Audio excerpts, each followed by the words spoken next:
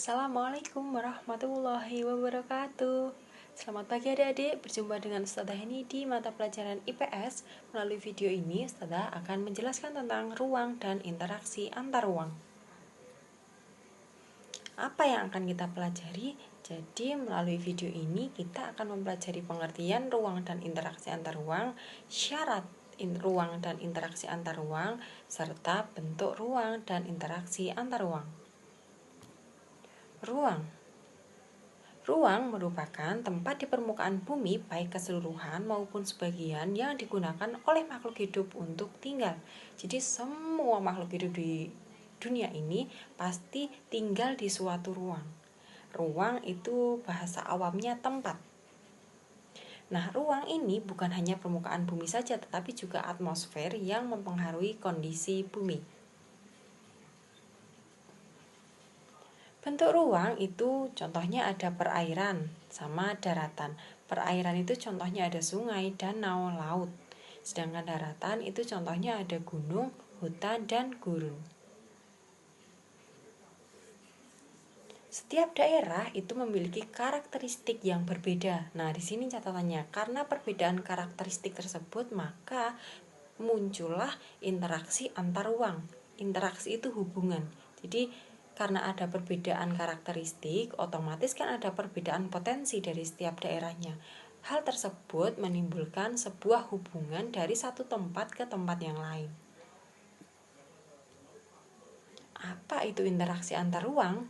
Interaksi antar ruang yaitu hubungan timbal balik antar penghuni ruang dalam rangka untuk memenuhi kebutuhan hidup karena perbedaan potensi setiap ruang. Jadi tujuan interaksi antar ruang itu adalah untuk memenuhi kebutuhan hidup.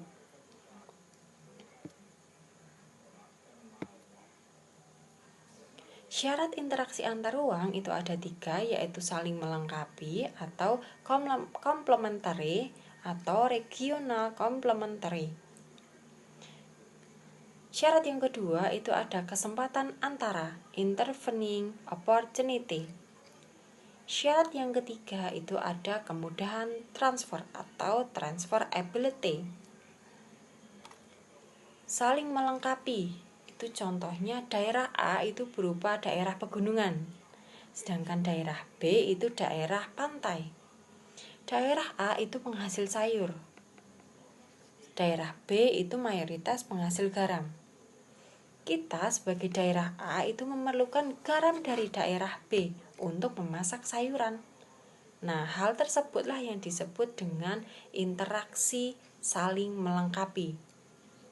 Jadi kita membutuhkan garam dari daerah B, begitu juga daerah B yang membutuhkan sayur dari daerah kita. Lanjut, kesempatan antara. Di sini ada daerah B, daerah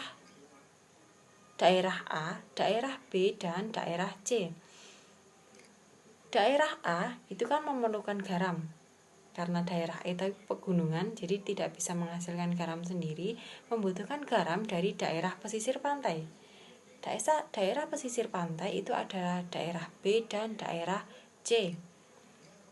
Pada awalnya daerah A ini mengambil garam dari daerah B.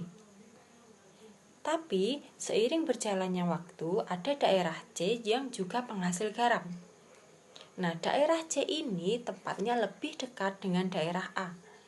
Otomatis daerah A ini akan beralih pengambilan garamnya ke daerah C. Nah, daerah A dan daerah C ini timbullah interaksi yang semakin kuat. Sedangkan daerah A dengan daerah B itu interaksinya semakin lemah. Kenapa? Karena daerah A sudah punya supplier garam sendiri. Gitu. Yang ketiga itu ada kemudahan transfer.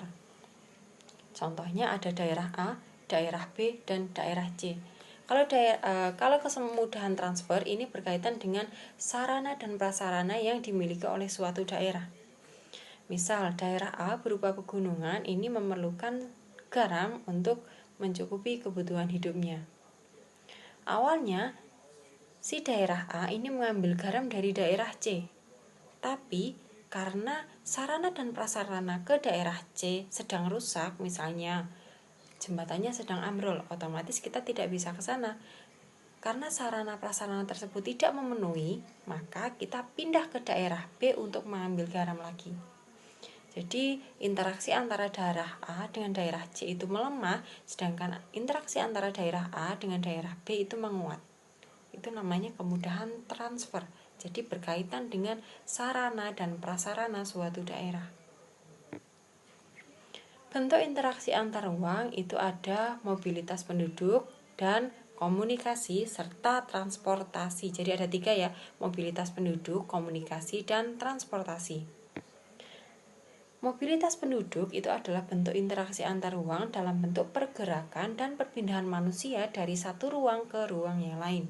Jadi, mobilitas penduduk ini berkaitan dengan pergerakan kita sebagai manusia. Contohnya ada urbanisasi, transmigrasi, perpindahan penduduk, perjalanan ke tempat kerja, dan lain-lain. Bentuk interaksi yang kedua itu ada komunikasi. Komunikasi itu merupakan bentuk interaksi antar ruang berupa perpindahan ide, gagasan, cita-cita, visi misi, dan lain-lain secara langsung maupun tidak langsung.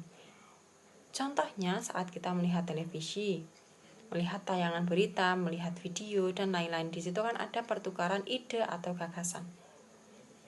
Yang ketiga itu transportasi, merupakan bentuk interaksi melalui perpindahan barang dari suatu tempat ke tempat yang lain. Contohnya pengangkutan barang, perdagangan, dan lain-lain. Jadi bentuk interaksi sosial tadi ada 3 ya. Yang pertama mobilitas penduduk, yang kedua komunikasi, yang ketiga transportasi.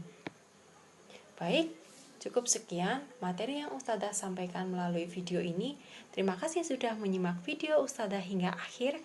Assalamualaikum warahmatullahi wabarakatuh.